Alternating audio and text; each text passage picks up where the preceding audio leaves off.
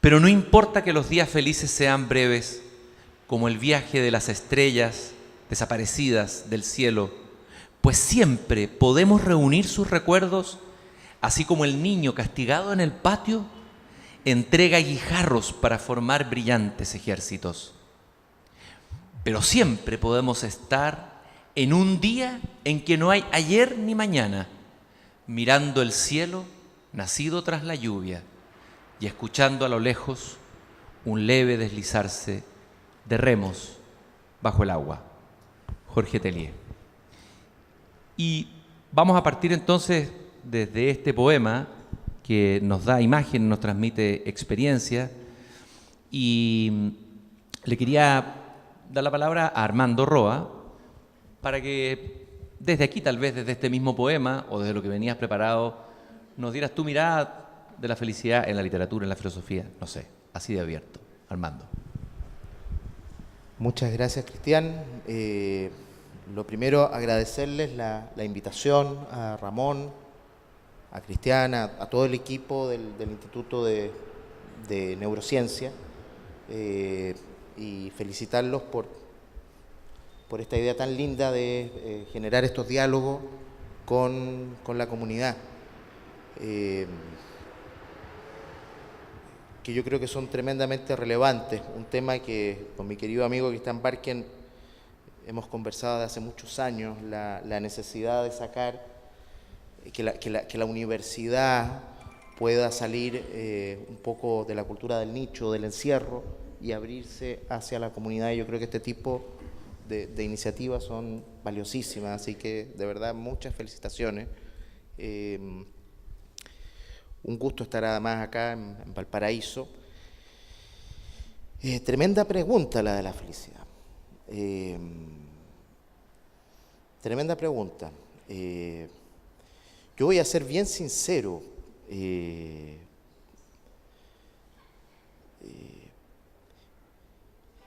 Y la sinceridad uno lo lleva a no saber qué responder.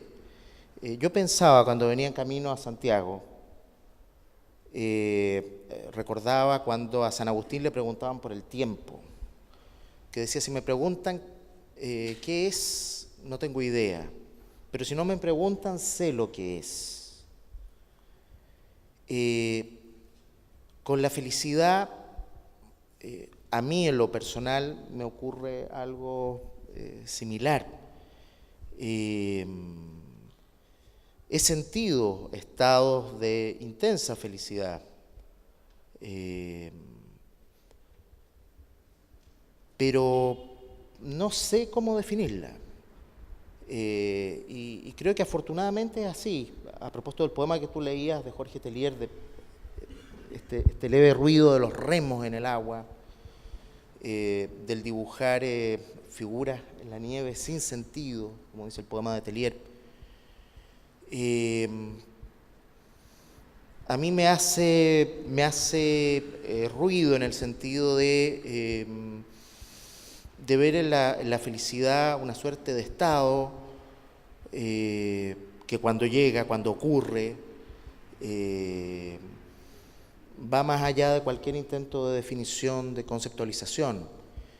Hay una pregunta que está muy vinculada con la pregunta de la felicidad, y creo que va a ser también tema probablemente de la conversación, que es el tema del sentido, ¿ya? Y yo justamente quería compartir un texto que es de un filósofo, pero de un filósofo que no se dedicó sistemáticamente a la filosofía, que no sabía si ser filósofo o construir motores a propulsión. Finalmente fue uno de los mayores filósofos del siglo XX, Ludwig Wittgenstein, y él, en su diario filosófico, escrito en el fragor de las trincheras durante la Primera Guerra Mundial, escribe un texto que me parece muy significativo para quizá partir conversando sobre este tema. Wittgenstein, entre paréntesis, era agnóstico, ¿Qué sé sobre Dios y la finalidad de la vida? Sé que este mundo existe, que estoy situado en él como mi ojo en su campo visual, que hay en él algo problemático que llamamos su sentido, que este sentido no radica en él, sino fuera de él, que la vida es el mundo, que mi voluntad penetra el mundo, que mi voluntad es buena o mala, que bueno y malo dependen, por tanto, de algún modo del sentido de la vida, que podemos llamar Dios al sentido de la vida, esto es, al sentido del mundo, y conectar con ello la comparación de Dios con un padre. Pensar en el sentido de la vida es orar. No puedo orientar los acontecimientos del mundo de acuerdo con mi voluntad, sino que soy totalmente impotente. Solo renunciando a influir sobre los acontecimientos del mundo podré independizarme de él. Y en este sentido, Dostoyevsky tiene sin duda razón cuando dice que quien es feliz satisface la finalidad de la existencia. O cabría expresarlo también señalando que satisface la necesidad de la existencia, que no necesita de finalidad alguna fuera de la vida misma. Esto es, quien está satisfecho. La solución del problema de la vida se percibe en la desaparición de este problema. Así plantea Wittgenstein un tema que a él le generó una búsqueda muy, muy incesante a lo largo de toda su vida, y de un tema al cual buscó darle respuesta. Esa respuesta yo no sé, por ejemplo, si la encontró en la filosofía o en el pensamiento. Wittgenstein, como ustedes saben, siendo el mayor filósofo o uno de los mayores filósofos de Europa, nunca le gustó el mundo seco de la academia, y fue a hacerle clases de matemáticas a niños de Noruega. Trabajó como jardinero en un monasterio también, que fue uno de los oficios que a él más le gustó. Y la verdad es que detrás del tema de la felicidad, a propósito de lo que señala Wittgenstein, está el tema de los sentidos, ¿no? Y yo creo que este es un tema muy, muy capital cuando uno analiza un poco la bitácora de lo que ha sido la historia del pensamiento, y cómo, por ejemplo, desde la literatura se ha tratado de dar, si es que la hay, yo no sé si la haya, una respuesta. Hay atisbos, hay ciertas intuiciones, pero la verdad es que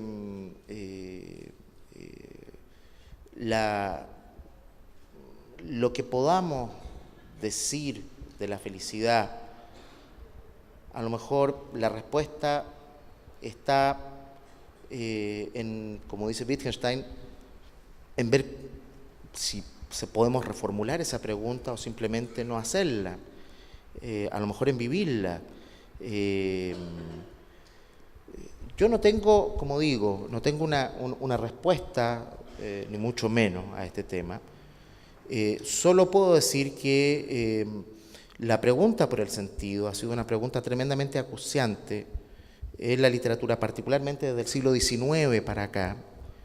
Cuando uno piensa, por ejemplo, la felicidad se la suele asociar a una persona, a un sujeto. El sujeto es una construcción relativamente moderna, siglo XVI.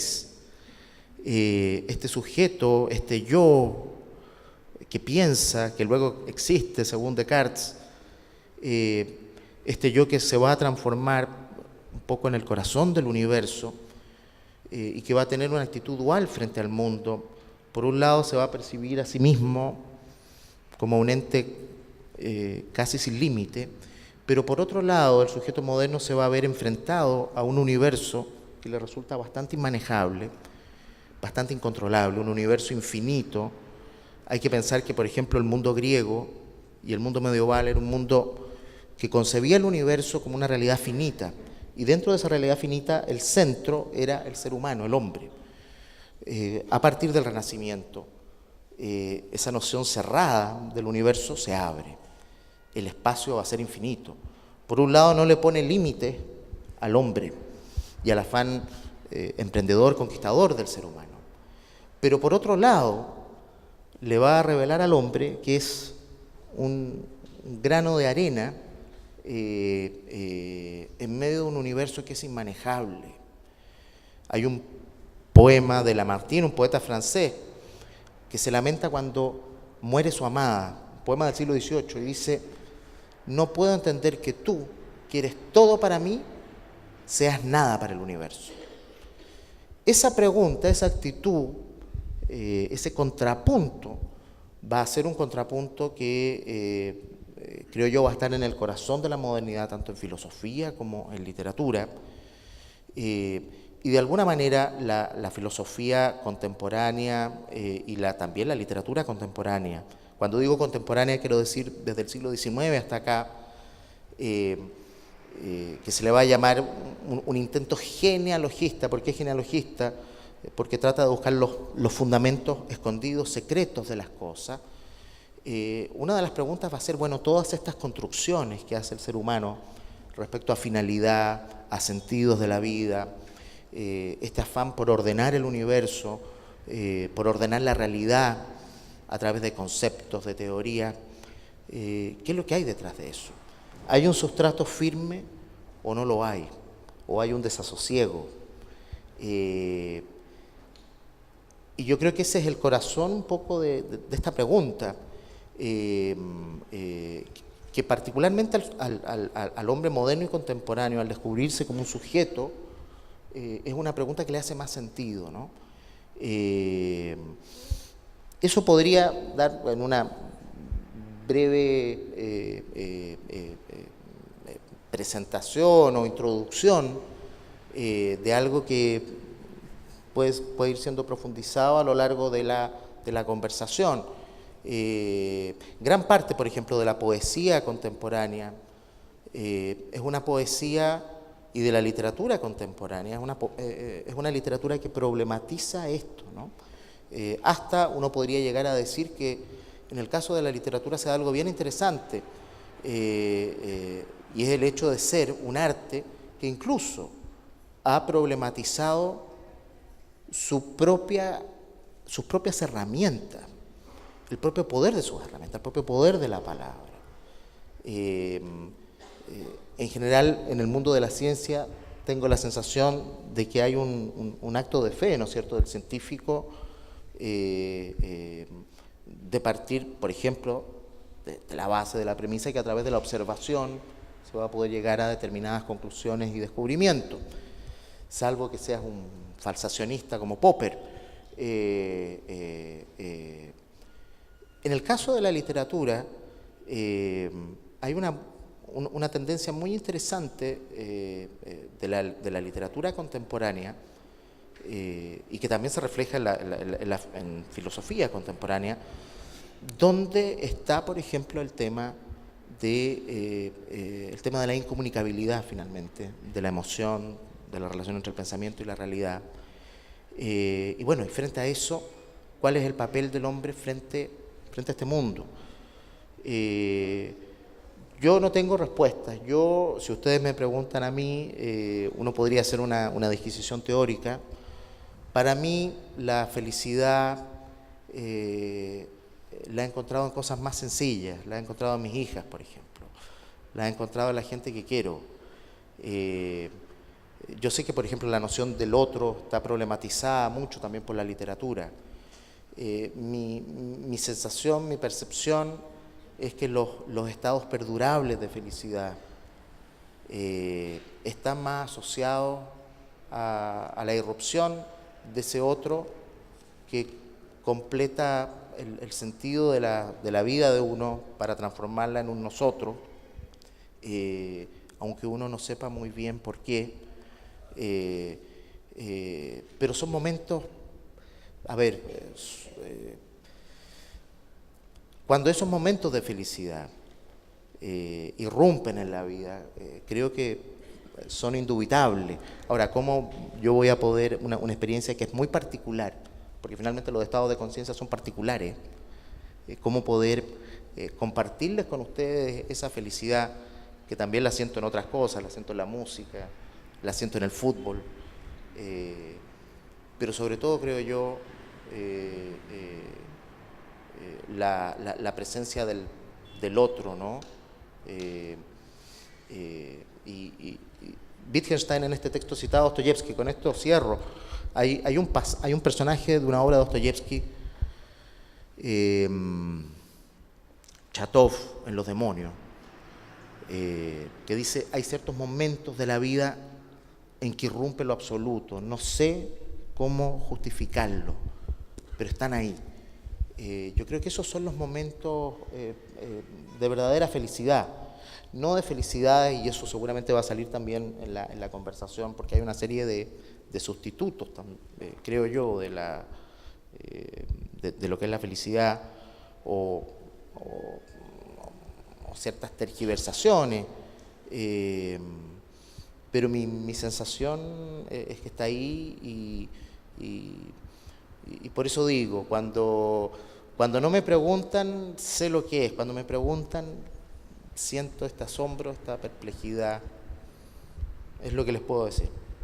Gracias, Armando. Estaba pensando, citabas a Dostoyevsky, me acordé de otra frase que no me acuerdo de qué personaje es, que dice: el hombre es feliz y no lo sabe. Si en este momento quisiera, podría ser absolutamente feliz. Todo es bueno, dice un personaje, no me acuerdo si es el príncipe idiota o uno de ellos dice, ¿no? Me impresionó esa idea de que el hombre es feliz pero no sabe que es feliz. Saber más de la felicidad implica también desnudarla, y lo que nos hace desnudarla como hecho bioquímico, físico, entre comillas, real. Sabemos que el concepto de realidad es un concepto muy amplio, por lo que acaba de decir Armando. Y la tarea del científico y la tarea de la ciencia en el siglo XX también ha sido mostrarnos cosas que antes no habíamos visto, en el macrocosmos, en el microcosmos, nosotros mismos. Y en una de las dimensiones donde justamente se han producido avances, que todavía son muy pequeños, pero que han sido pasos gigantescos, a pesar de lo que pequeños que todavía son, y eso lo saben los mismos científicos, ha sido justamente en la neurociencia y en el tema de las emociones. Y ahí yo creo que tú tienes algo interesante que decir, Pablo, que tiene que ver con dónde está la felicidad desde un punto de vista bioquímico, cerebral, cuáles son los componentes, la base orgánica de esa felicidad, en nuestro cerebro dónde está la felicidad, y qué sabemos, que no sabíamos hace décadas atrás, pero que ahora sí sabemos, ¿no? Aunque no sepamos qué es la felicidad, como decía Armando. Pablo. Sí. Gracias, Cristian. Dentro de la perspectiva de la neurociencia que quiero aportar a esta conversación, hay que partir haciendo como un poco de rayado de cancha, y definir de que las actividades que realiza el sistema nervioso en general como un organismo tienen un propósito organizacional y de coordinación. Y dentro de eso el cerebro tiene distintas circuitos, estructuras que están más o menos ya caracterizados, que participan en interacciones del sistema visceral, que es en el fondo una parte del sistema nervioso autónomo, que regula toda la fisiología del cuerpo. Existe otro componente que es el sistema control motor, y está, por otro lado, toda la necesidad que se tiene del organismo, que debería haber partido por esa parte inicial, que es el sistema sensorial, que es por donde percibimos todo la batahola, ¿cierto?, de estímulos, filtramos algunos para tener algunos predictores, ¿cierto?, con respecto a cuál va a ser nuestro devenir como organismo. Y en ese chateo que ocurre dentro de los sistemas sensoriales, que llegan influjo de información y la determinación de qué se va a hacer con el sistema autónomo y el motor, se propone que en ese chateo ocurre lo que podríamos decir que son las emociones, una respuesta emocional. Dentro de esas respuestas emocionales existen algunas categorizaciones, existen varias teorías de cómo se generan, pero dentro de las distintas escuelas hay más o menos un consenso que podríamos decir que una emoción cuanto a la definición para poder estudiarla, responde a 3 componentes. Uno es una respuesta fisiológica a un estímulo, que ya puede ser un estímulo desde el exterior o un estímulo interno como una representación mental. Existe una respuesta comportamental, conductual, y otro componente que es el darse cuenta, el sentimiento con respecto a esa emoción. Sí, puedo tener miedo, pero me di cuenta que tuve miedo, esa parte como reflexión. En las últimas décadas la neurociencia ha permitido, o sea, ella evidentemente mantenido abstraída de poder envolverse en temas tan complejos como esta parte de las respuestas filosóficas que nos han acompañado durante toda la humanidad. Pero ya se ha llegado a solidificar en las últimas décadas lo que se puede conocer como la neurociencia cognitiva. Entonces ya tenemos más o menos con estos rayados de cancha, podemos hacer algunas indagaciones con respecto a cómo funciona el sistema nervioso en ciertos experimentos controlados, ¿cierto? Podemos tratar de buscar algunos correlatos neurobiológicos de la felicidad, por cuanto una emoción. Dentro de eso, ¿cómo encaramos la tarea? Volvemos a establecer una comunicación con las ciencias sociales y decimos, ok, definamos, por ejemplo, qué es la felicidad, y vamos a la búsqueda, por ejemplo, de la categorización que hace Aristóteles. Es decir, tenemos una felicidad de tipo hedónica, ¿cierto? Las cosas, nos sentimos felices porque tenemos cosas placenteras. Y el otro componente, que es el que la adscribe en la ética nicomaquia, ¿cierto? Acerca de la eudaimonia, la felicidad que se alcanza a través de la vida virtuosa, vivir, ¿cierto? Con un propósito y la plenitud. Y siendo capaces de poder inducir ciertos estados emocionales a través de los estudios de la neurobiología, ya se han podido elucidar algunas partes de circuitos o algunos núcleos dentro del cerebro, sin pretender ser locacionista y decir este es el núcleo de la felicidad como tal, ¿cierto? Se tiene más o menos consenso con respecto a un circuito emocional del sistema límbico que participa en el procesamiento de las emociones, ¿cierto? Y tiene componentes frontales con respecto a cuánto nos damos cuenta y las controlamos. Eso así como este es aquí el circuito como tal. Es súper difícil poder hacer un experimento para decir cómo inducimos la felicidad, porque tiene un componente evidentemente subjetivo. Entonces, dentro de los análisis se ha optado fuertemente por hacer el estudio de la felicidad por cuanto estímulos placenteros. Entonces hay un gran componente que se asocia hacia a estos circuitos que participan, pero podría tener el sesgo desde el punto de vista de la visión más macro, que son fundamentalmente del componente de vista hedónico. Hay pocos estudios que han establecido, digamos, fehacientemente que hay ciertas regiones del cerebro que participarían en este componente eudaimónico. Sin embargo, la hipótesis que más o menos se está trabajando apunta hacia que existen componentes de una red cerebral que es conocida en el anglicismo como el Default Mode Network, que sería como la red en el estado de reposo, ¿cierto? Estado estacionario, que interesantemente es la que se ha propuesto que subyace el fenómeno del yo, de la autoconciencia. Y esas serían las regiones que se reclutan cuando se logra recrear experimentalmente los procesos, por cuanto se hace una evocación autobiográfica. Ese ha sido fundamentalmente el tipo experimental que más se ha logrado obtener para tener los correlatos, ¿cierto?, de activación cerebral con respecto a la eudaimonia, y es el componente, es como entretenido mirar esos datos porque están fundamentalmente asociados a las regiones cognitivas o propuestas que serían con respecto a una función superior, ¿cierto?, como en cuanto al yo, la autoconciencia. Hablaste de un personaje, de una muchacha que se ha hecho muy famosa en el último tiempo, que es la serotonina. Así es, sí, claro. Me gustaría que le dedicaras unos minutitos a la serotonina. Bueno, okay, claro, sí. Bueno, la serotonina es mi molécula favorita, por decirlo así. Por eso te pregunto, claro, por ella. Sí, ¿Te produce felicidad? Sí, por supuesto, claro. Gracias por evocarla. Sí.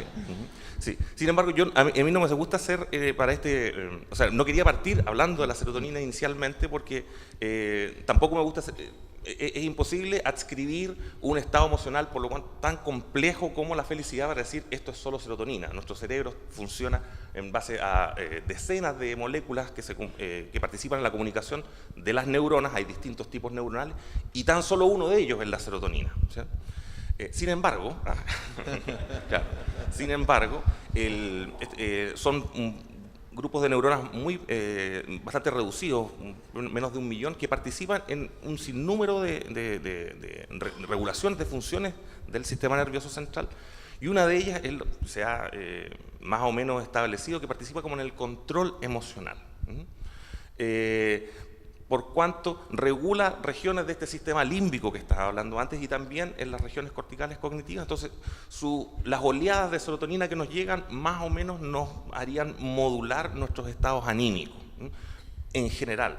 Yo no me atrevería a decir que si hacemos un boost de serotonina vamos a tener una experiencia así como de felicidad extrema, pero sí podría estar más bien asociado al estado como medio permanente de la felicidad.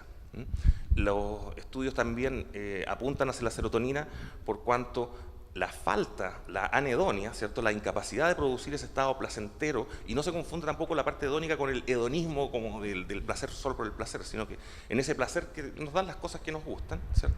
La incapacidad de sentir ese placer está asociado con bajas en los niveles de serotonina, y esa ha sido una de los fundamentos. No se sabe muy bien si más o menos por serendipia o no, que estableció el uso de fármacos que regulen los niveles de serotonina y que tienen actividad, por ejemplo, antidepresiva. Entonces, al regular nuestros niveles de serotonina, nosotros podemos, de cierta manera, en algunos casos, no en la mayoría de todos, regular el estado anímico, ¿cierto?, de los pacientes que sufren enfermedades como la depresión.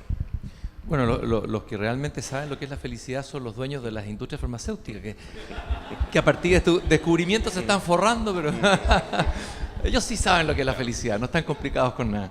Gracias, Pablo. Vamos a volver de nuevo porque hay varias preguntas que quiero hacerte, lo mismo que Armando. Siley, hablamos Armando de alguna manera desde la filosofía, al colocar a Wittgenstein, San Agustín en su inicio, nos colocó en el pensamiento en relación a la literatura XIX y siglo XX. Luego Pablo hizo una estupenda demarcación, mapeó un poco lo que se puede recorrer hoy en el término de la felicidad de la neurociencia. Y está el terreno de la sabiduría, que es a veces lo que tenemos más a mano y a veces hemos visto menos, ¿no es cierto? Se ha dicho que, por ejemplo, alguien dijo la felicidad o lo que necesitamos está al alcance de la mano y a veces salimos a buscarlo fuera. Y tú has entrado, te has dedicado con mucha pasión y mucho afecto y dedicación a la sabiduría de la cultura mapuche y a la filosofía y al pensar que está implícito ahí. ¿Qué luces nos da la cosmovisión mapuche de la felicidad? No sé si te coloqué un pie muy forzado, si quieres te agarras por otro lado y lo tomas después por el que quieras, digamos. Si Mira, me quiero tomar de lo que aludía Pablo, de la eudaimonía, el concepto griego de felicidad. Estrictamente hablando, la eudaimonía literalmente significa el favor de una divinidad, ¿no? El daimon, el genio que nos cohabita y que según los griegos vino como gemelo invisible junto con nuestra alma a este mundo.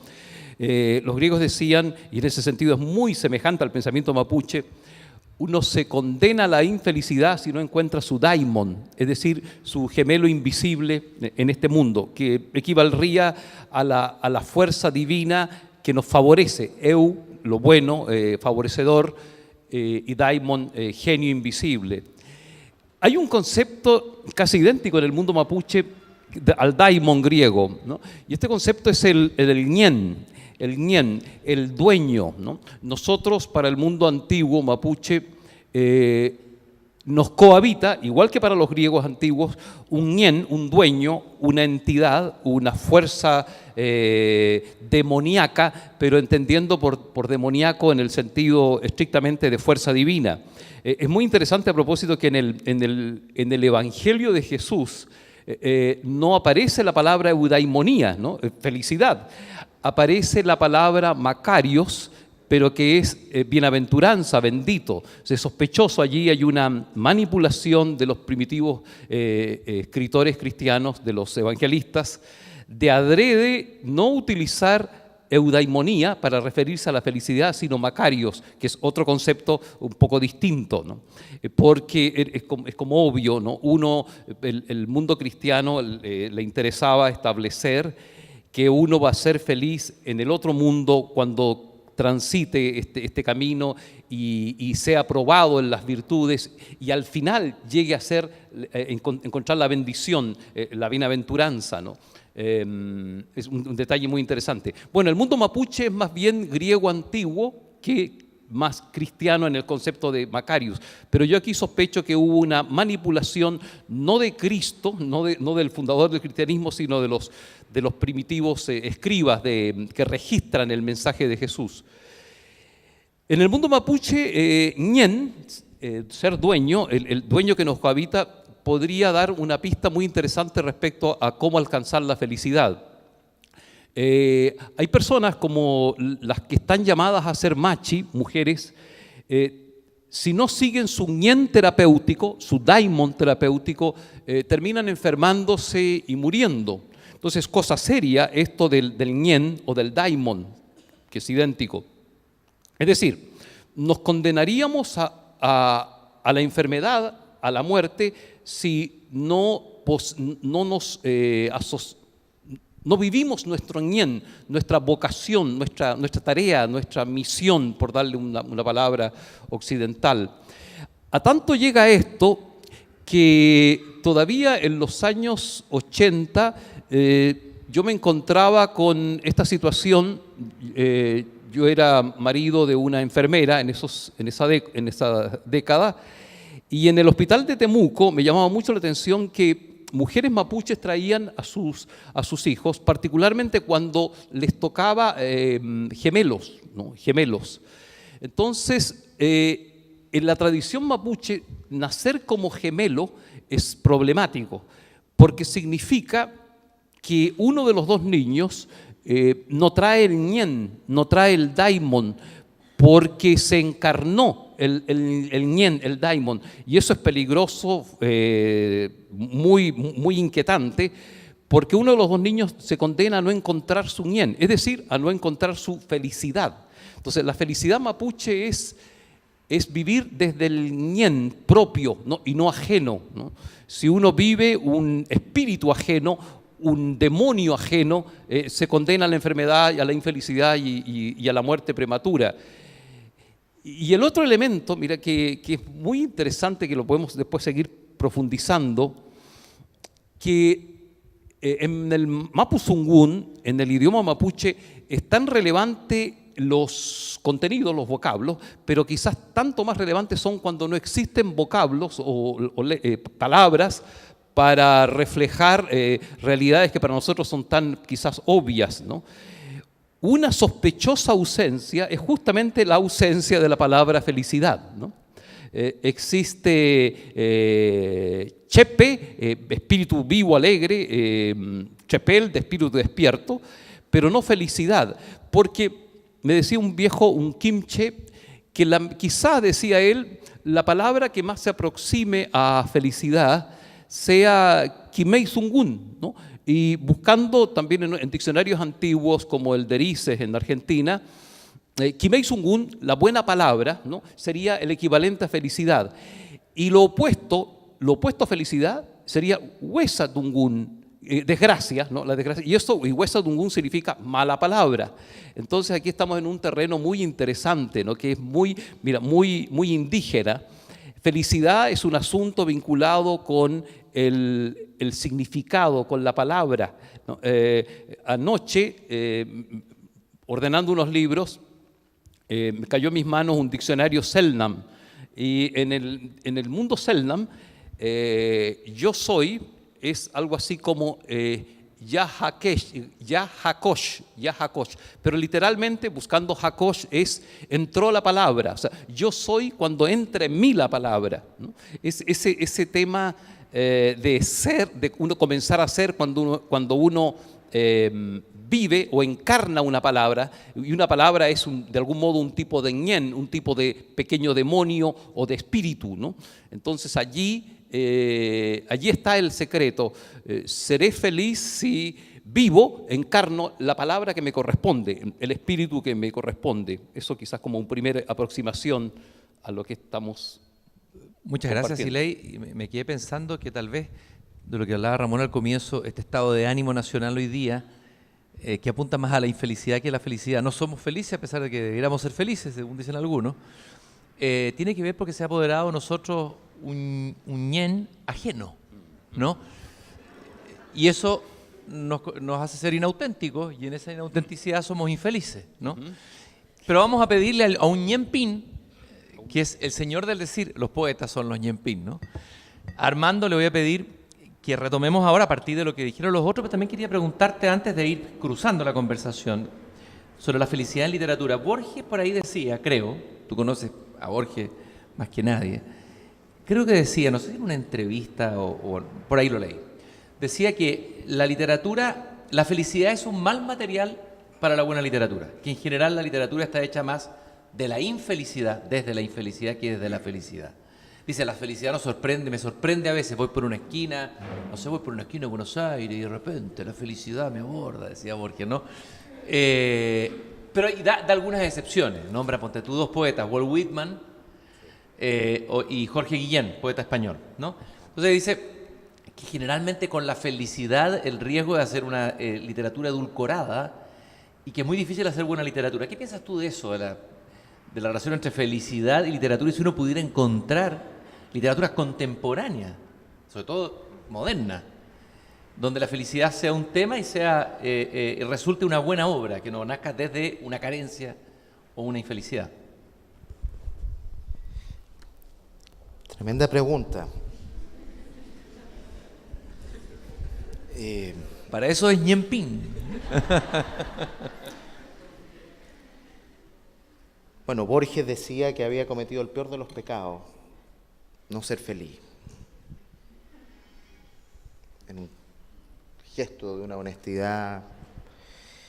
Es un temazo el hecho de por qué la literatura, en general el arte, se lleva mejor con los momentos dolorosos, con los momentos felices. Aparte de Whitman, por ejemplo, un poeta que yo quiero mucho y que lo traduje, que es Robert Browning, fue un hombre feliz. Y él tenía una teoría muy bonita, Browning, para pasar a responderte a tu pregunta. Pues Browning era un hombre bien piadoso, pero decía que Dios le tenía envidia al hombre, porque Dios era demasiado perfecto. Y dice que la mayor perfección del hombre está justamente en su imperfección. Eso lo va a decir con algunas variaciones Bergman en la película El séptimo sello, cuando el escudero, que es el que lleva a la tierra al caballero Antonius Bloch, le dice: el amor es perfecto en su perfecta imperfección. Yo creo que cuando uno ha conversado de esto con escritores, este demonio del cual se hablaba de la felicidad, o estos momentos de plenitud, al parecer son más refractarios al lenguaje. Al menos es lo que uno ve en el caso de la literatura. Hay una literatura sin duda potente que se ha hecho, que describe momentos felices. Tú citabas a Walt Whitman. Whitman o gente como Browning parten de una concepción muy optimista de la vida, de decir que este es el mejor de los mundos posible. Y en base a eso han construido una obra, o Jorge Guillén en El Cántico, que sí, es una exaltación de lo humano maravillosa. Yo tengo la sensación de que la literatura del siglo XX ha sido mejor o ha tenido más virtudes o más maestría al trabajar el otro lado. No es que la parte de la felicidad o de la plenitud no aparezca, pero parece ser más esquiva. Esa es la sensación que uno tiene. A lo mejor aquí estoy hablando desde la ignorancia, pero por lo que uno ha leído, si uno, por ejemplo, un poeta como Jorge Tellier, en la obra de Tellier hay una profunda nostalgia, ¿no? Hay momentos de felicidad, sin duda, como algunos de los momentos que describía Cristian en el poema que lee de Jorge Tellier, pero parecieran ser como destellos, como balizas en medio de una gran nostalgia. Yo no sé de verdad si la literatura contemporánea ha tenido una buena convivencia con este tema. Al parecer, el poder cantar la alegría sin caer, como tú muy bien decías, en el lugar común o en la cosa edulcorada o en la frase hecha, no es fácil. Con todo, yo creo que algunos de los momentos luminosos, por ejemplo, de la literatura, pienso en la poesía, cuando uno lee, por ejemplo, la poesía de amor que se ha escrito en el siglo XX. Y yo creo que ahí hay grandes triunfos expresivos de lo que puede ser la felicidad. A mí siempre me llama la atención, en el caso de un poeta que lo he estudiado, que lo he trabajado, que es Ezra Pound. Ezra Pound tiene una obra que es una especie de tránsito desde el infierno hasta el paraíso, que se llama Los Cantos, que es una obra que estuvo prácticamente toda su vida. Lo interesante es que los momentos más, ¿cómo decirlo?, donde el lenguaje se refleja más o se revela más en su plenitud, es en los momentos de las descripciones del infierno y del purgatorio. Cuando este poeta comienza a atisbar lo que es el paraíso, comienza a enmudecer. Y tiene un verso final que es estremecedor, que es el último de sus cantos. Dice: he intentado escribir el paraíso, no os mováis, dejad hablar al viento. Él es el paraíso. Es decir, al parecer, en el caso de la felicidad, asociada a una suerte de, quizá de plenitud con la vida, ahí es más fuerte la palabra de la vida que la palabra del poeta.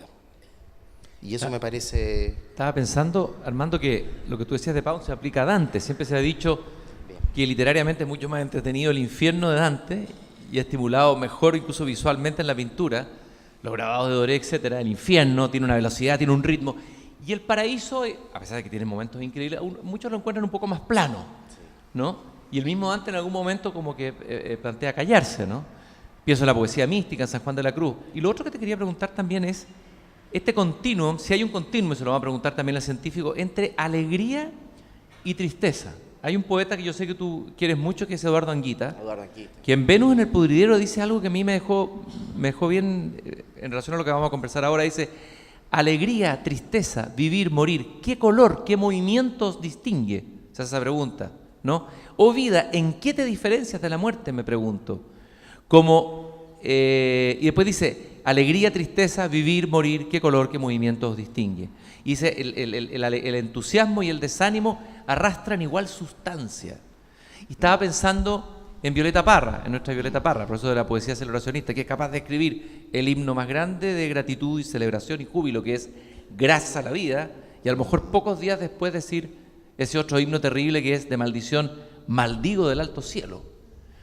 y cómo el genio poético va ese es el tema que quería colocarte. Te estoy tirando preguntas difíciles para Ñempín, pero para ir jugando, ¿no? Es un tema, a ver, conectando un poco también la pregunta tuya con lo que decían ustedes, el arte de la palabra probablemente sea el arte del vínculo, ¿ya? La palabra busca encarnar, ¿no? Es signo, símbolo, ahí podemos estar discutiendo, pero no se basta a sí misma, ¿no?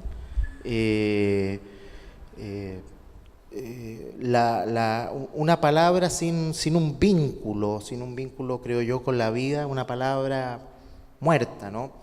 Es sound and fury, como diría Shakespeare, o sea, ruido, cháchara.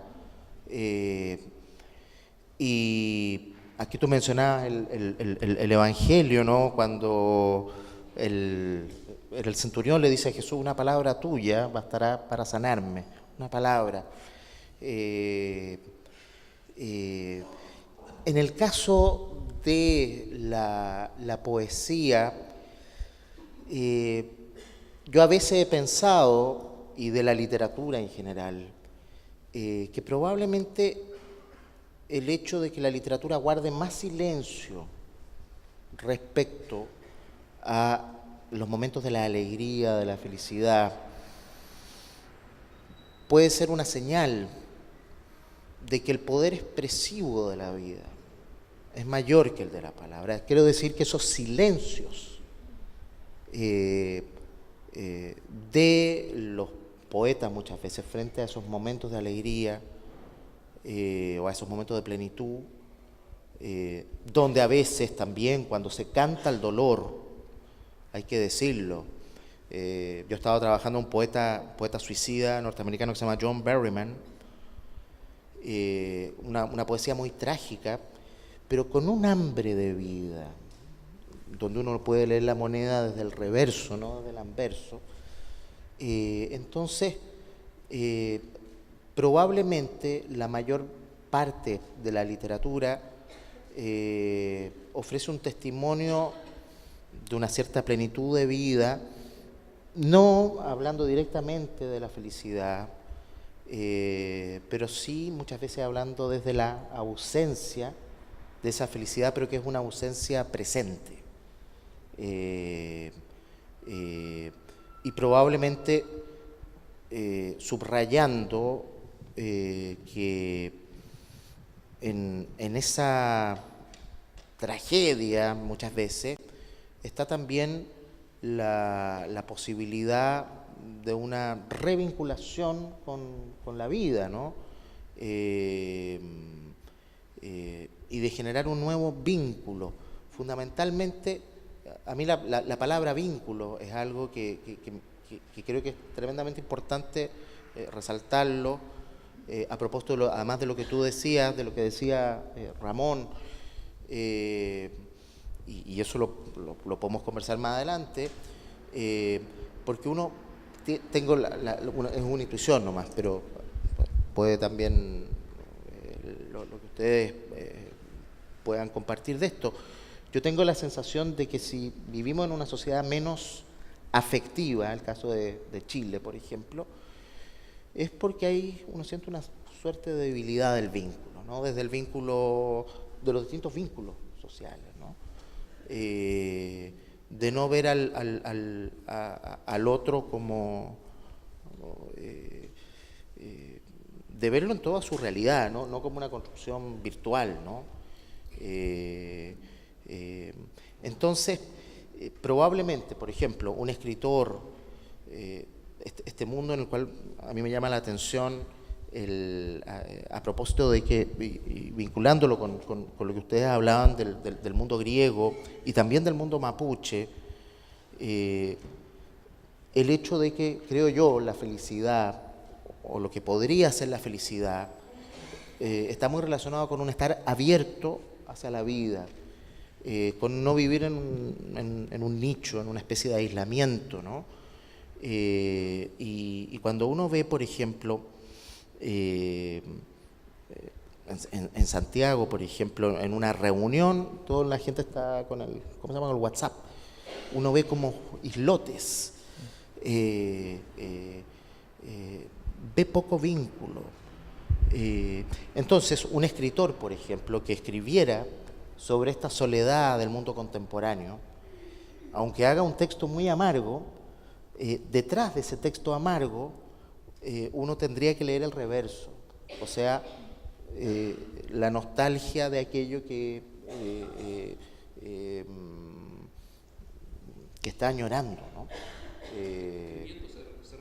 ¿No? Escribiendo se redime. Exactamente. Y probablemente otros al leer ese texto, y ahí es el tema de la importancia de la palabra, van a generar un vínculo. Si eso es lo lindo en el fondo de la literatura, ¿qué vínculo? Cuando uno lee, uno conversa con alguien. Gracias, Armando. Pablo, las emociones humanas son, me imagino, de las primeras cosas que aparecen en la evolución, en la historia del hombre. Son realidades, por decirlo así, entre comillas, primitivas, ¿no? Y cumplen una función importante. Por algo aparecieron al inicio. El miedo, la ira, ¿no? que por lo que sea han sido más estudiadas y mejor conocidas que la felicidad, ¿no? Que es la que nos convoca hoy día. Entonces, es interesante pensar, hacer la reflexión, ¿qué papel cumplen las emociones en la historia de la evolución humana, en la evolución del hombre? ¿Y qué papel podría cumplir la felicidad y dónde colocarla como emoción, científicamente, dónde catalogarla? ¿Y por qué sabemos, bueno, podemos ver de nuevo, por qué sabemos tanto del miedo y sabemos tan poco de la felicidad? Sí. Dentro del conocimiento que se tiene con respecto a la neurobiología de las emociones, sin duda las mayores contribuciones para tratar de hacer esa disección ha venido de dos componentes. Uno es los estudios en sujetos que han sufrido lesiones particulares en regiones del cerebro que han permitido tener un modelo experimental, por decirlo así, a estudiar la pérdida de alguna propiedad por cuanto esa región. Entonces, volvemos a esa aproximación locacionista. Y los otros, evidentemente, han sido estudios en modelos animales en los cuales se ha podido ir identificando estos distintos. Imagínense como pequeños dados, así como muy pequeñitos, que uno tiene distribuidos alrededor del cerebro y que en sí no hacen nada, pero cuando empiezan a comunicarse, a hacer un circuito, empiezan a integrar distintas informaciones. Dentro de eso, en el sistema nervioso ha estado, a través de la evolución, una de las corrientes más aceptadas, evolucionó a partir de la necesidad de moverse, de poder predecir qué va a pasar por cuanto yo me muevo hacia acá dentro del espacio, en base a los distintos estímulos.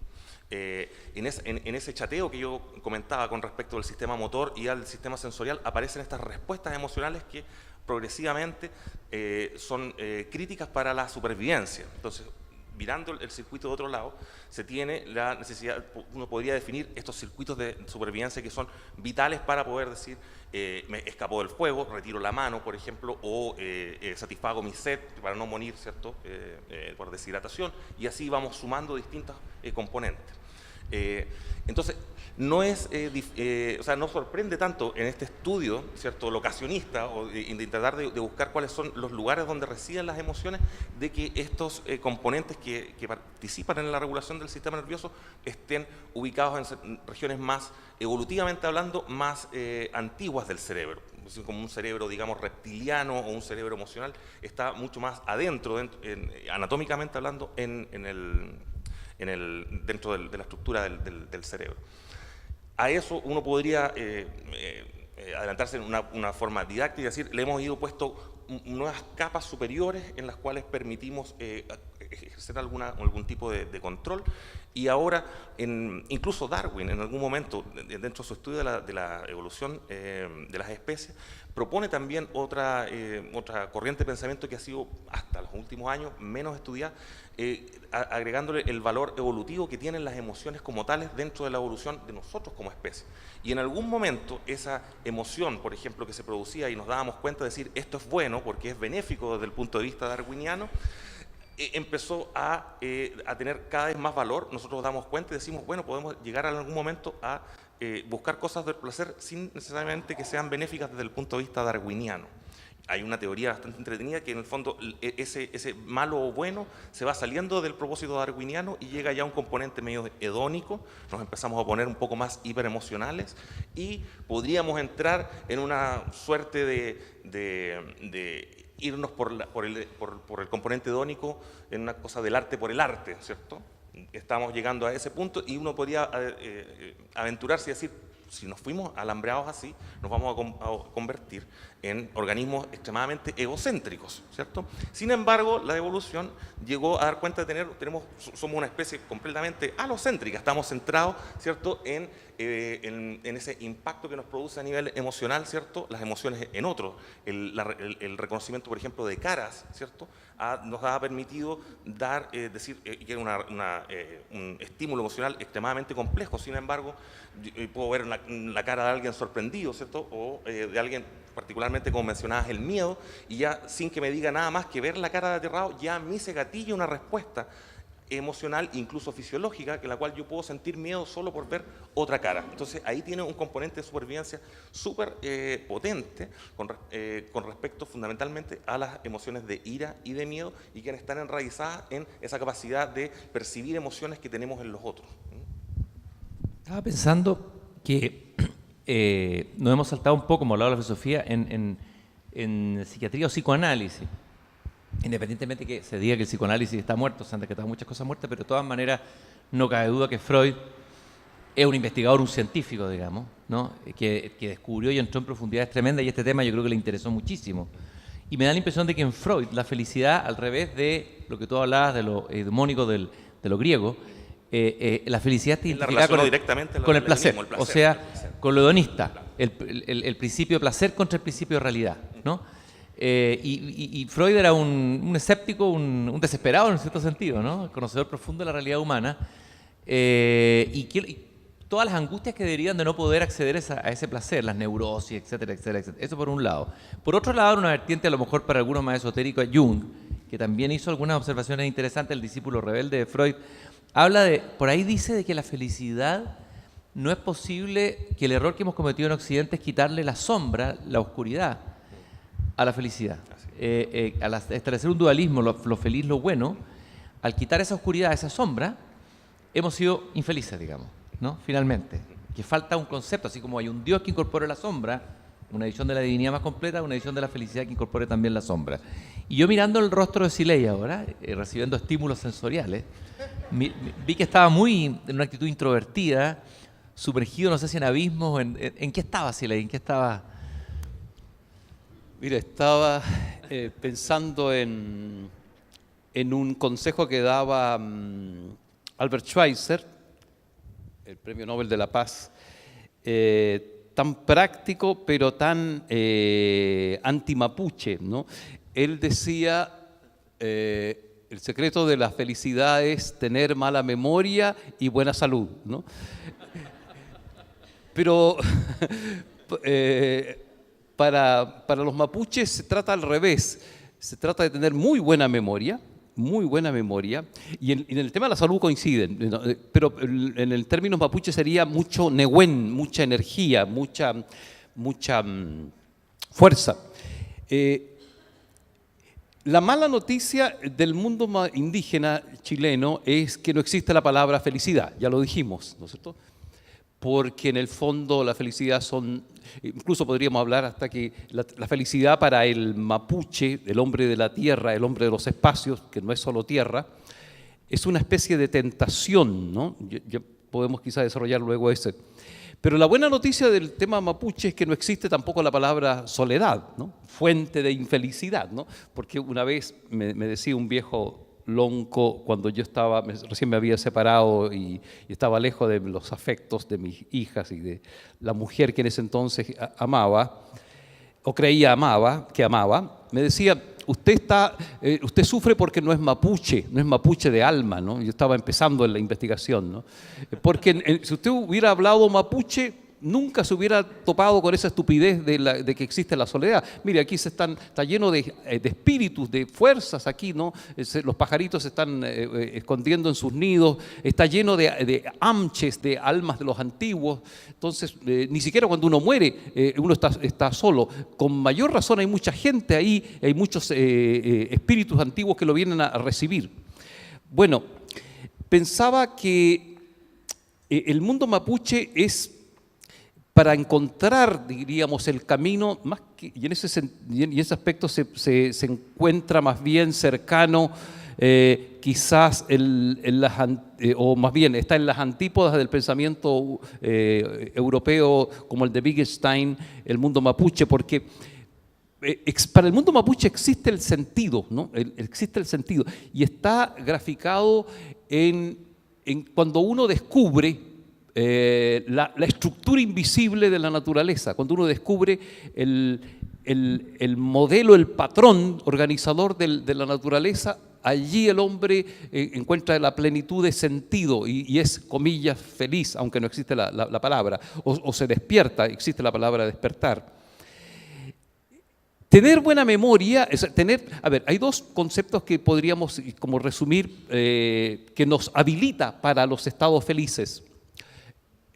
Kumun, sabiduría, o sea, que es la capacidad de descubrir el sentido, ¿no? Descubrir o crearlo, ¿no? Con la buena palabra, ¿no? En ese aspecto, si hay algo que valora el mundo indígena antiguo, es los ñempín, los has aludido, los oradores sagrados, los dueños del decir, los dueños de la palabra, porque esos, los que saben decir, pueden iluminar el camino, pueden arrojar nehuen, mucha energía al destino de alguien, pueden arrojar suerte, arrojar bendición o arrojar maldición. Entonces, es de cuidado, hay que andarse con cuidado con hombres como Armando que tienen un buen o mal decir porque determinan la realidad.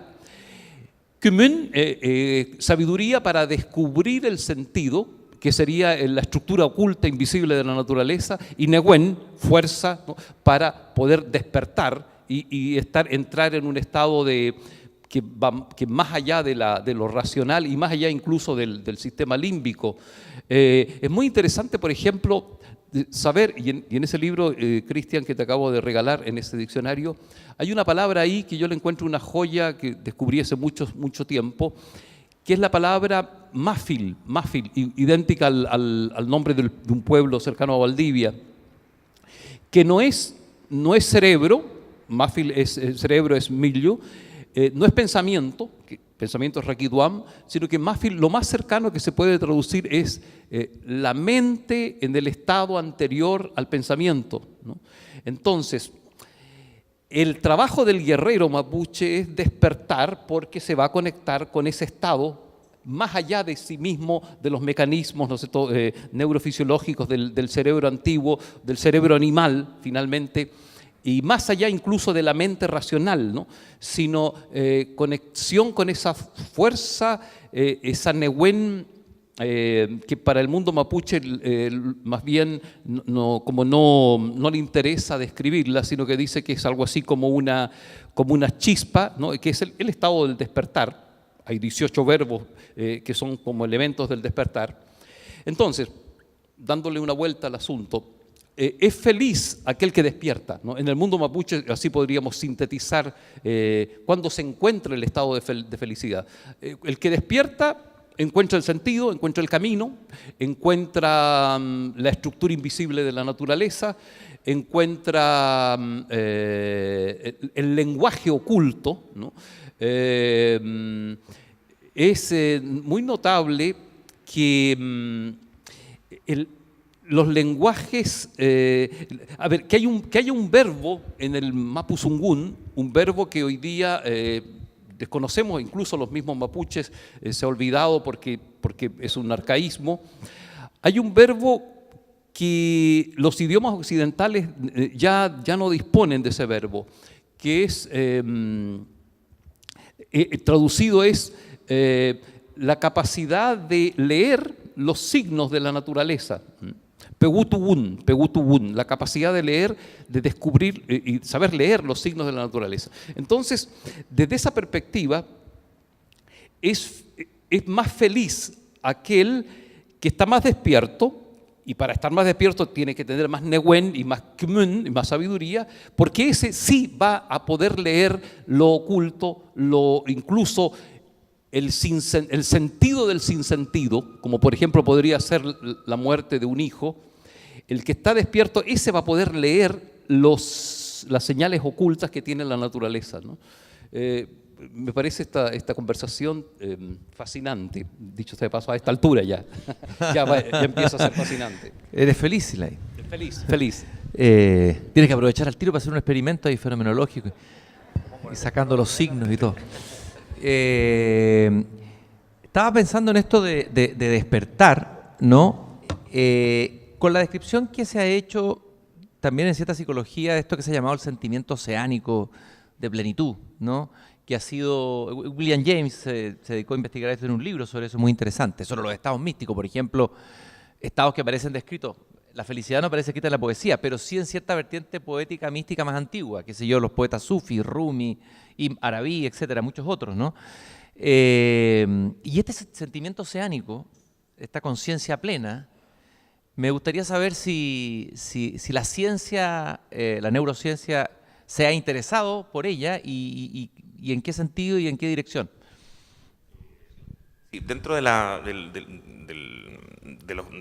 avance último de esta rama de la neurociencia cognitiva, se ha incorporado una nueva hipótesis, ¿cierto? Que es difícil nuevamente, ¿cierto?, de ser tratable a nivel experimental, pero que sería como una tercera patita de los componentes de la felicidad, ¿cierto? Teníamos este componente hedónico relacionado, ¿cierto?, a los placeres más primitivos, ¿cierto? Este eudaimónico, más o menos, que hace una conversación entre los placeres primitivos y los procesos autoconscientes, empáticos, ¿cierto?, a nivel de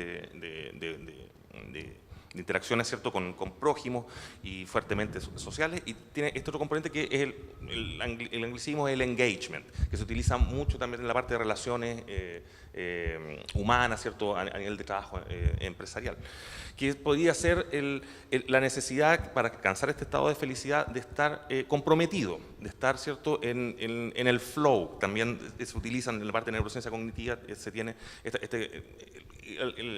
la capacidad de repente de hacer como un apagado de las cosas internas y sentir ese estado placentero cuando fundamentalmente las demandas que se requieren a mi organismo hacen un matching más o menos ajustado con cuáles son mis habilidades. Y en esa área del engagement cognitivo existen ciertos correlatos, ¿cierto?, que dan cuenta de las regiones que más o menos estaban sido descritas en esta red del circuito del por default, que son las que subyacen a la autoconciencia. Entonces, hay algunos intentos de asignar correlatos neuronales a ese componente. Armando, tú estabas tomando nota ahí, yo me di cuenta, tomé nota que estabas tomando nota y algo querías atrapar, entonces eso es bueno agarrarlo para que... No, dos cosas. Una, me acordé de que uno de los filósofos más pesimistas, que es Schopenhauer, que se llama El arte de ser feliz.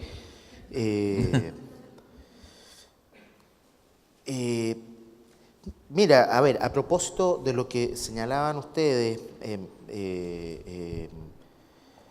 claro, a ver, es una pregunta como más que no sé si es la pregunta que está como más de fondo respecto a la pregunta por la felicidad. Y es la suposición de que el universo es un cosmos y no un caos. Es decir, que hay una cierta necesidad que debería gobernar el universo, y a lo mejor la lógica de los procesos, la lógica de la vida, es una lógica que, si no es el azar, es una lógica que a lo mejor no nos resulta del todo conocida Y ese desconocimiento o esa impotencia respecto al no poder conocerla, en una época como la época, insisto, la época contemporánea, a partir de lo que es la construcción del sujeto en el siglo XVI, de la posibilidad o del sueño del hombre moderno de poder manejarte toda la realidad a través de un constructo teórico. Cuando se descubre, por ejemplo, a propósito del método científico, uno de los sueños de los autores renacentistas, de Bacon, era que a través de el poder controlar la realidad, las leyes de la realidad, la vamos a poder predecir y vamos a poder hacer felices. Ahora, se partía ahí de un supuesto, ¿no? Y es que esto tiene un orden. Cuando Cristiana hablaba del sentimiento oceánico y de Jung, yo me acordaba de Nietzsche, que es uno de los autores que problematiza si este juego tiene un sentido o no lo tiene. Y donde la verdadera virtud es amar la vida, lo que Nietzsche llama el amor fati, contra toda esperanza, como los viejos héroes homéricos que iban a la guerra no para ganar un paraíso o una bienaventuranza en otro mundo más allá de este mundo, sino simplemente por amor a la vida y porque a lo mejor estaba un pequeño consuelo que era el tema de la memoria, del recuerdo. Entonces, tú hablabas, por ejemplo, de los místicos, de la alegría, de la exaltación, por ejemplo, de la mística. Efectivamente, hay una alegría, pero cuando uno piensa, por ejemplo, en la mística medieval y en alguna mística también moderna, siglo XVI, XVII, todavía está subsumido en un universo medieval donde la idea de un Dios centralizante, o en las antiguas culturas, donde, por así decirlo, no estaba esta noción tan narcisa del yo, sino que había un sentimiento respecto a los dioses o respecto a la comunidad, a la tribu. Aquí se ha hablado tú hablabas de la voz del poeta. A mí me encanta esa definición de que el poeta es la voz de la tribu, en el sentido de que es el que trata de recoger la voz de toda la gente. Ese sentimiento de pertenencia es un sentimiento que se rompe muy fuertemente en la modernidad, y para qué decir con todo lo que ocurre con el fenómeno de la revolución industrial, del capitalismo, del precapitalismo, el capitalismo, y para qué decir ahora que estamos en la época del postcapitalismo, del amor líquido, de la fragmentación y de la velocidad, donde esta conciencia de este yo, que de repente se empieza a ser más escurridiza, más sujetas a limitaciones, más problematizada, y es por eso que surge esta pregunta, ¿no? Yo, por ejemplo, me hago la pregunta, ¿por qué estamos hablando de la felicidad? En la Edad Media, esto no era tema, y era horroroso, las pestes, las carnicerías, donde había un cierto ideal heroico, por ejemplo, donde el sentido de uno estaba más dado en la pertenencia a algo superior. Por ejemplo, en la Edad Media, lo que hoy día sería la depresión o la melancolía, prácticamente no existía. El pecado capital se llamaba asedia. Y asedia, que Dante pone a los asediosos en el infierno, es una suerte de indiferencia hacia la maravilla del mundo, no conmoverse por el mundo, no conmoverse por la realidad cotidiana del aire, de los árboles. Imagínense, a lo mejor, según los criterios medievales, yo creo que estamos en una sociedad donde la asedia es bien fuerte. Pero ahí estaba el tema de la felicidad, el sentimiento vinculado a una relación con un todo.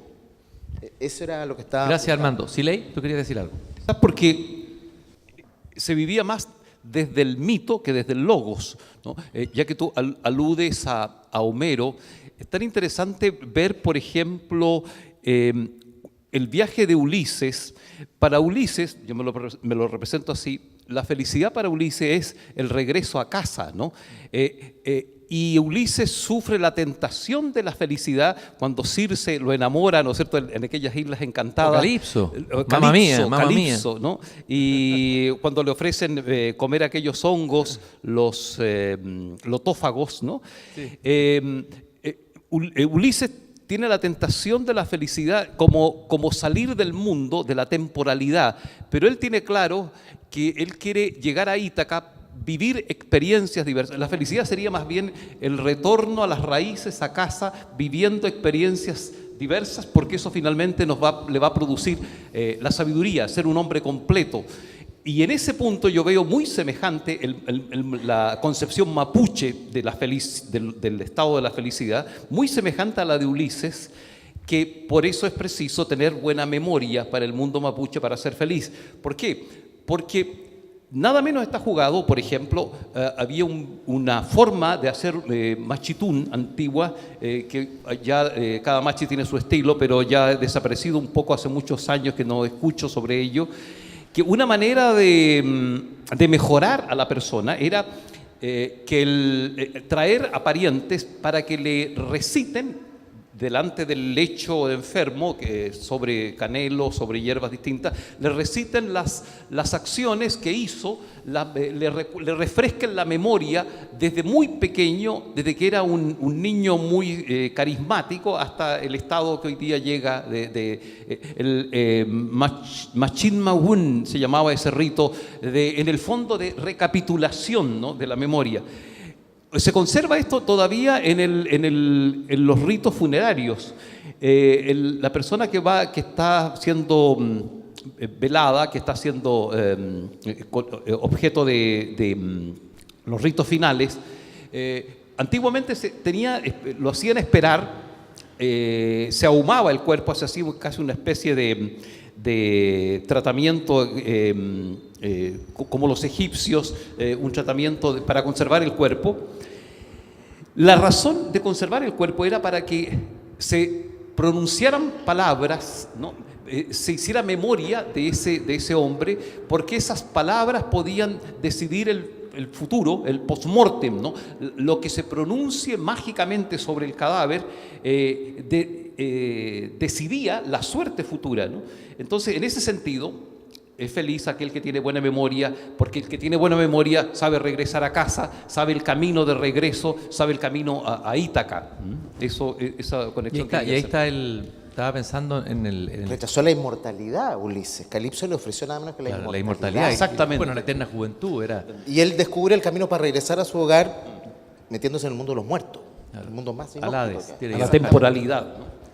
Claro, y ahí está el poema de Cavafis, ¿no? Ítaca, ese famoso poeta del poeta de Alejandría, que dice, viaja, detente en los mercados fenicios, ten todas las experiencias, recorre, pero siempre en tu pensamiento ten a Ítaca, ¿no? Que también tiene que ver con el origen. También pensé en un verso de Eliot, que yo sé que tú conoces muy bien, a lo mejor está mal traducido, la versión que yo tengo no es la más ortodoxa, que dice algo así como en un poema, no me acuerdo en cuál, lo esencial de toda exploración será volver al propio jardín para ver las cosas por primera vez. Y ahí tal vez podríamos tomar un tema que algunos de ustedes lanzaron ahí, que es, no sé si fuiste tú, sobre la felicidad en el tiempo de hoy. La felicidad que está circulando en el sentido común, que es una felicidad tal vez, tal vez una felicidad más narcisista, no sé si es así o no, una felicidad en que todos queremos ser felices. Yo creo que hay una obsesión por ser felices, ¿no? Y conseguir rápido esa felicidad, ¿no? Es una felicidad express, ¿no? Que no implica este viaje, que hay que viajar, ir ahí, volver a Ítaca, enfrentarse con... No, rápido, digamos, ¿no? 2 cucharadas y a la papa. Entonces, tal vez habría que sería interesante ver qué piensan ustedes de esa felicidad. Hay un libro, Pascal Bruckner, sobre el goce, la felicidad, el placer. ¿Cómo se llama? Es un libro en el mundo contemporáneo, digamos, este hedonismo exacerbado, pero un hedonismo que finalmente se vuelve a encontrar con el mismo vacío, o sea, se vuelve a encontrar finalmente con el sufrimiento, ¿no? Claro, porque, yo siempre me acuerdo de una canción de los Rolling Stones, se llama Simpatía por el Diablo, que presenta un demonio que empieza a contar toda la historia de la humanidad. Una letra muy buena, desde que estuvo con Jesús, dice que estuve con Jesús en su momento de duda y de fe, estuve qué sé yo, con los zares. Y el diablo se queja ahora. Porque dice, ando necesitado de alguna restricción. Como todo está permitido, finalmente nada está permitido.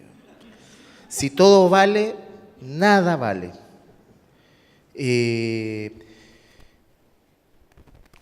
Ahí, bueno, la pregunta de Cristian, yo creo que hay muchos, sí, por ahí están poniendo Sympathy for the Devil.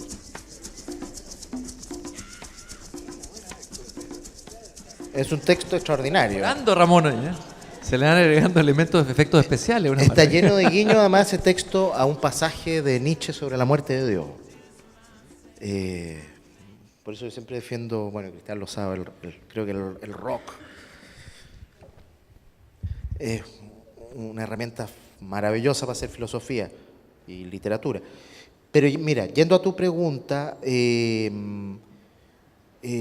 por lo que uno observa y de lo que uno lee, Pascal Bruckner, hay un autor también muy interesante que es Bauman, que tiene el libro del amor líquido. En general, hay y el mismo Lipovetsky, ¿no?, que habla de este mundo a la carta, ¿no?, una felicidad a la carta. Imagínense que fome una felicidad a la carta, ¿no? Uno la elige, una felicidad fácil, donde se crea que es cuestión de seguir una receta yo creo que hay varios temas. Uno, es un mundo mucho más intolerante al dolor, al sufrimiento.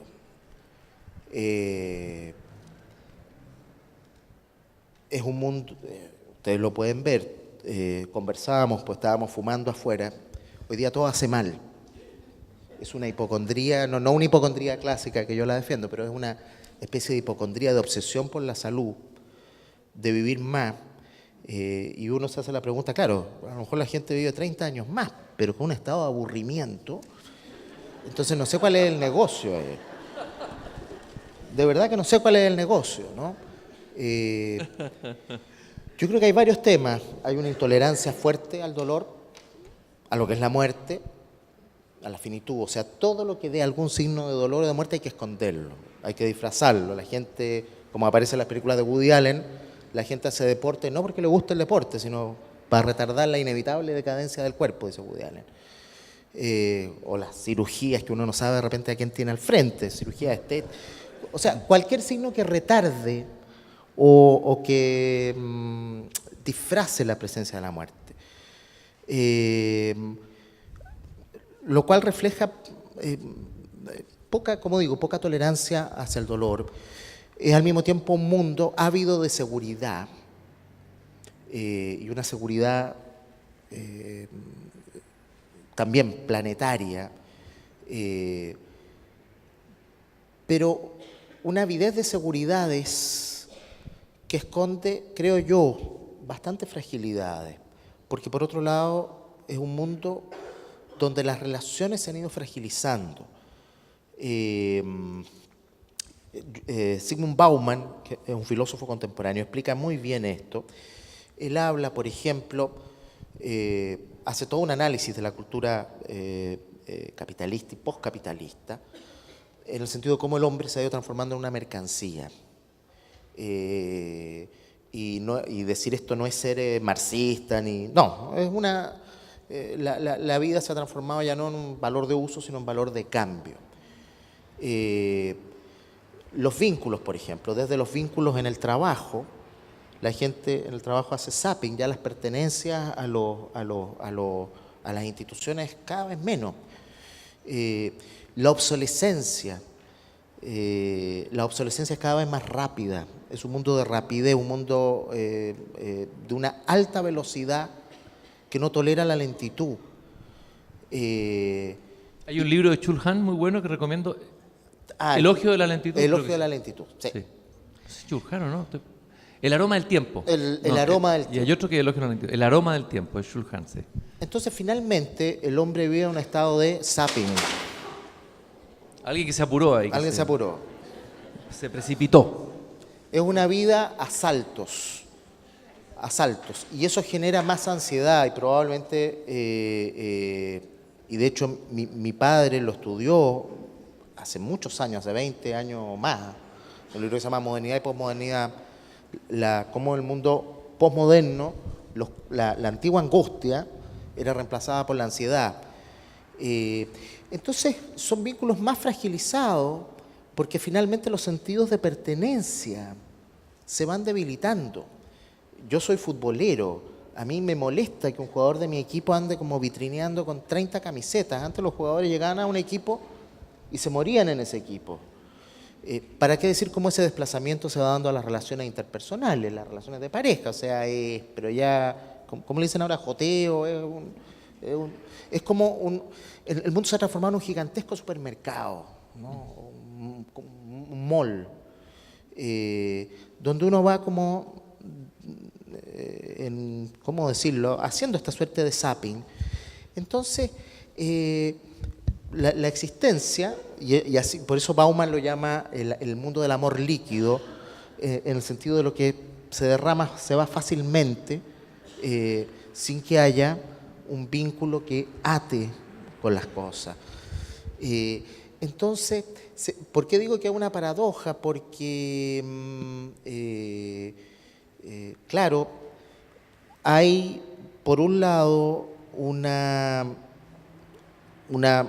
máscara, como un mundo muy seguro, pero con una fragilidad, y creo yo con una, no sé si llamarlo felicidad, no sé cuál es la palabra, pero donde al menos, por lo que uno ve, hubiera más cantidad de insatisfacción, como que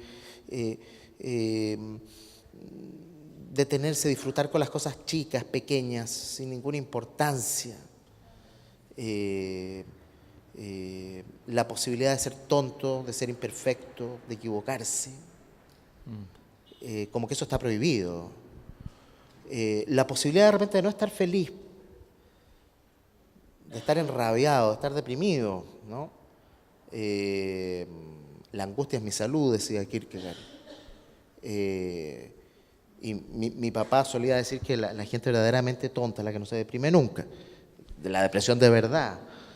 Entonces yo creo que es un mundo, no sé, menos sincero. Entonces probablemente, yo creo que hay zonas de felicidad, sin ninguna duda, pero probablemente son menos visibles, son como lo que es la vida contemporánea, que es una vida tremendamente fragmentada, donde ya desde las disposiciones geográficas de las ciudades, la gente no se puede encontrar en un plano más cotidiano, donde un tiempo de conversación, imagínense que en este país 1 hora de conversación, de acuerdo al modelo de sociedad que tenemos, es casi una hora de pérdida de tiempo, ¿no? Pero uno por otro lado ve que este modelo de sociedad ha llegado a un momento en que la gente se está fatigando, porque probablemente eso que es tan difícil de definir, que es la felicidad, que como digo, definirla es muy difícil, pero cuando uno está feliz, uno lo sabe. Y muy probablemente un buen porcentaje de ciudadanos no encuentran un sentido muy claro en lo que, ya no en la sociedad que hemos construido, sino en la sociedad que ellos mismos están haciendo en sus propias vidas. Estaba pensando ahí, vamos a ir cerrando ya, lamentablemente, porque hay muchos hilos abiertos y muy interesantes, que Aristóteles definía que uno de los objetivos de la política, que es la convivencia con los otros finalmente, es la felicidad. Y tal vez la política ha fracasado, la política contemporánea, y hay un desfase entre las expectativas de felicidad ciudadana y la felicidad que ofrece esa clase política. No podemos dejar al final, y creo que ahí tú, Pablo, puedes aportar algo, dejamos el tema del sufrimiento fuera, a lo mejor intencionalmente quisimos puro hablar de la felicidad, pero también se coló, ¿no? El sufrimiento y el dolor. De hablar porque tú has investigado sobre esto, la depresión, la ansiedad, las enfermedades psiquiátricas contemporáneas que abultan, que están en los índices de la Organización Mundial de la Salud, etcétera. ¿Qué sabemos hoy día científicamente de la depresión? ¿Qué sabemos de la ansiedad? ¿Y cuántos triunfos está consiguiendo el hombre con la ciencia efectivamente desde una mirada más farmacéutica? ¿O todavía hay zonas oscuras, digamos, agujeros negros en esta búsqueda y no todo puede solucionarse bloqueando el neurotransmisor de la serotonina, digamos? A ver, hablemos un poco viviendo a través de la química todo el tiempo. Claro. Sí. Evidentemente, a través de tenemos que decir, no lo sabemos. ¿Sí? No podemos y yo tampoco pretendo que ustedes se queden con la misión de que nosotros queremos categorizar las cosas hasta un nivel molecular tan fino, porque sin duda dentro de los procesos complejos cognitivos como el procesamiento de emociones participan muchas cosas a la vez. Se tiene, sin embargo, entendimientos en que ciertos circuitos y ciertos neurotransmisores, como en el caso de la serotonina y otros, están alterados de manera más o menos consistente en patologías neuropsiquiátricas. Y a través de las manipulaciones farmacológicas se pueden nivelar estos neurotransmisores y estar correlacionados con el cese de algunos déficits, ¿cierto?, de los síntomas, como en el caso de la depresión. Mencionamos a la anedonia, ¿cierto?, la fatiga, el problemas de sueño, etc.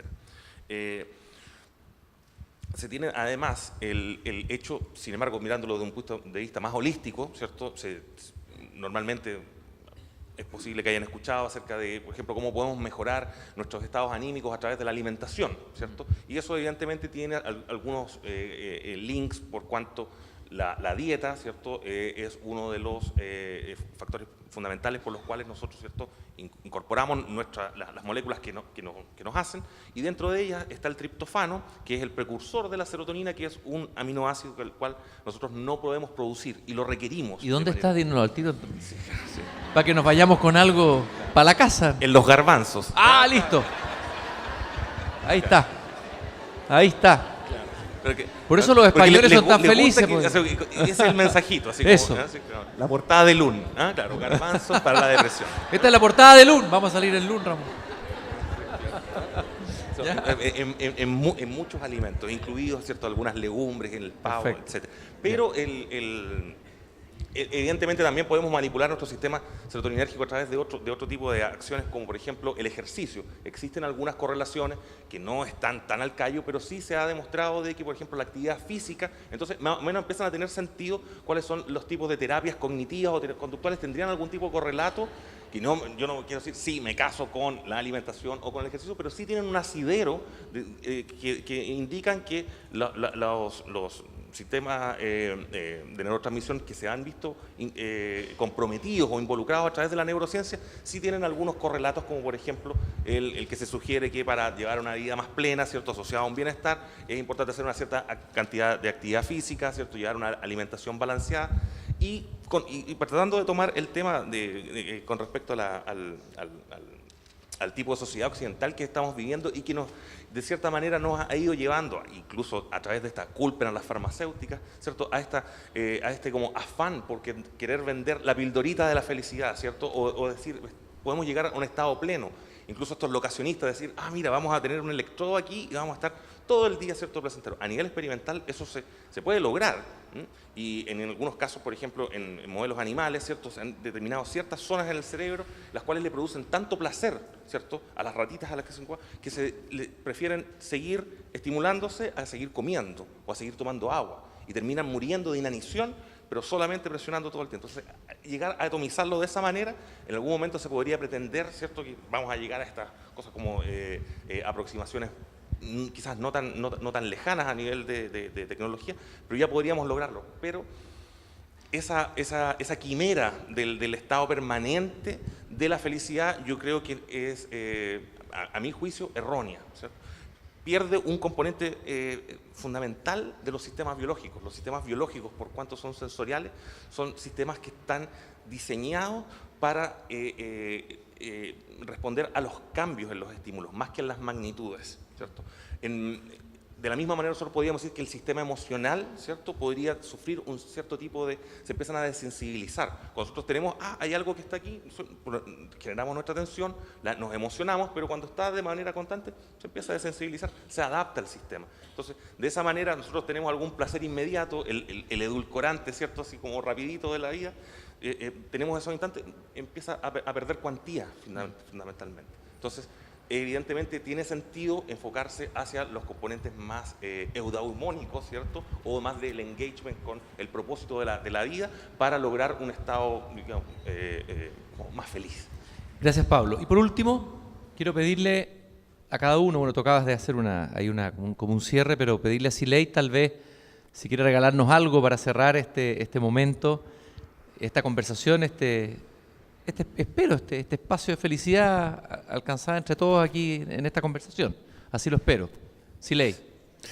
Mira, a mí siempre me ha llamado la atención que el ancestro chileno, el pueblo mapuche, es serio, ¿no? No ríe mucho el mapuche, no suele reír mucho. Y he pensado, ¿por qué se produce esto? Dicho sea de paso también, si uno revisa la Biblia, Jesús, no hay ningún pasaje de Jesús que haya reído, ¿no? O ni siquiera sonreído. Y me hace pensar en lo siguiente, que lo que al hombre antiguo de Chile le preocupaba, al hombre como género humano, no era reírse o esta felicidad líquida que hemos estado propia del mundo moderno, no era atrapar elementos placenteros y vivir en el hedonismo permanente. Le interesaba cumplir o ser fiel a su daimon, a su ñen, ¿no? A su ñen. Y en ese sentido, la seriedad es un componente de la felicidad, pero la felicidad un componente en el sentido siguiente, la seriedad para trabajar y caminar paralelo al propio corazón, es un dicho mapuche antiguo, ¿no? Paralelo al propio ñen, ¿no? Y si a veces eso me implica momentos felices, gratos, placenteros, fantásticos, a veces dolor, pero tampoco lo endioso el dolor.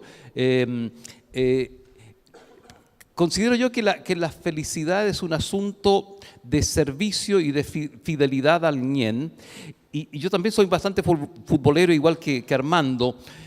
Yo creo que, por ejemplo, Marcelo Bielsa mostró un camino a la felicidad, al ser tan serio hasta la locura, ¿no? Ser serio hasta la locura. Yo pienso que solo, como muy bien decía el padre de Armando Roa, los tontos no se deprimen nunca.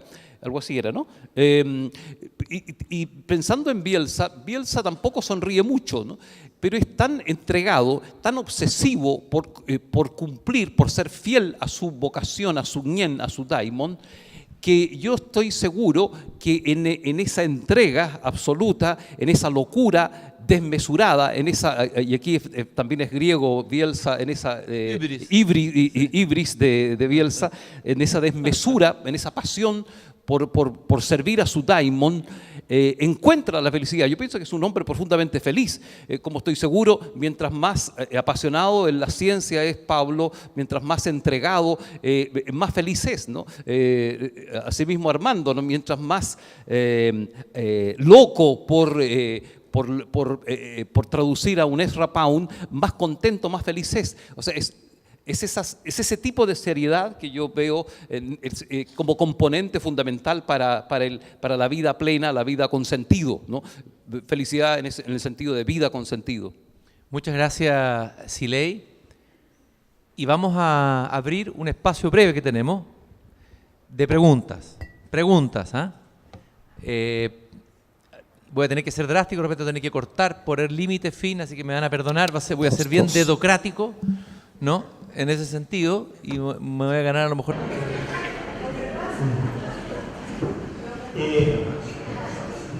Señora, es usted preciosa.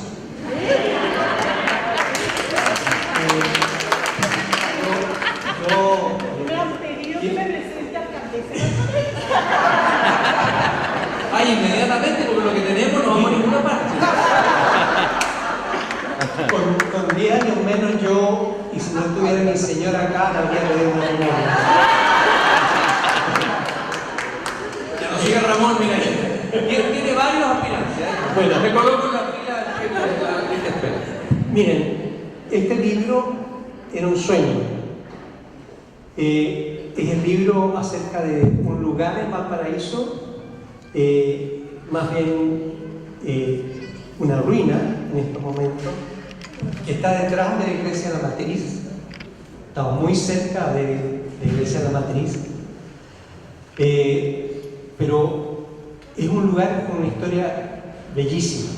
Es el lugar donde llegaron los jesuitas antes que los expulsaran, pero dentro de esos jesuitas llegó uno, Juan Ignacio Molina, que es el precursor de la ciencia en Chile.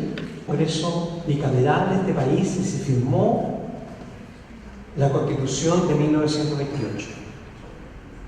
Este país es muy raro, entonces transforma sus lujos en el futuro centro interdisciplinario de neurociencia de Valparaíso.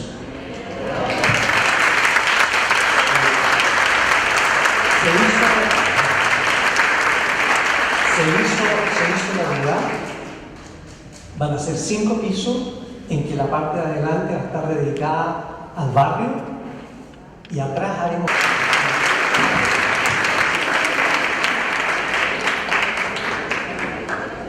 Mira, tiene la cena que se va a ir ella con el público. Un regalo, un libro, hecho con mucho afecto y con mucho cariño. A Pablo le voy a entregar Las prosas de Valparaíso del gran escritor porteño Carlos León, uno de los primeros escritores.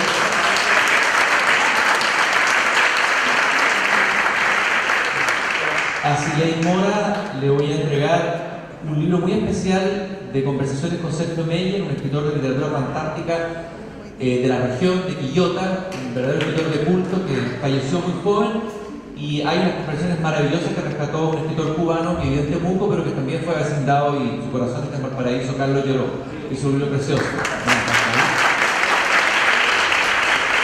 Ustedes me han dicho que estamos muy cubanos, estos son azares, pero acabamos de editar también un libro que se llama El humo y sus prodigios, de un poeta extraordinario, un cubano que vive en Chile, de la gran tradición de la poesía cubana, un libro borgiano, por explicarlo de alguna manera, y yo sé que te va a gustar, El humo y sus prodigios, de Aramis Quintero, Armando, y le quiero entregar a Ramón el libro de un gran poeta del puerto, un poeta vivo, fue postulante del Premio Nacional, vamos a seguir postulándolo, autor de este poema Cervantes que acabamos de lanzar, Juan Cameron, poeta de la región.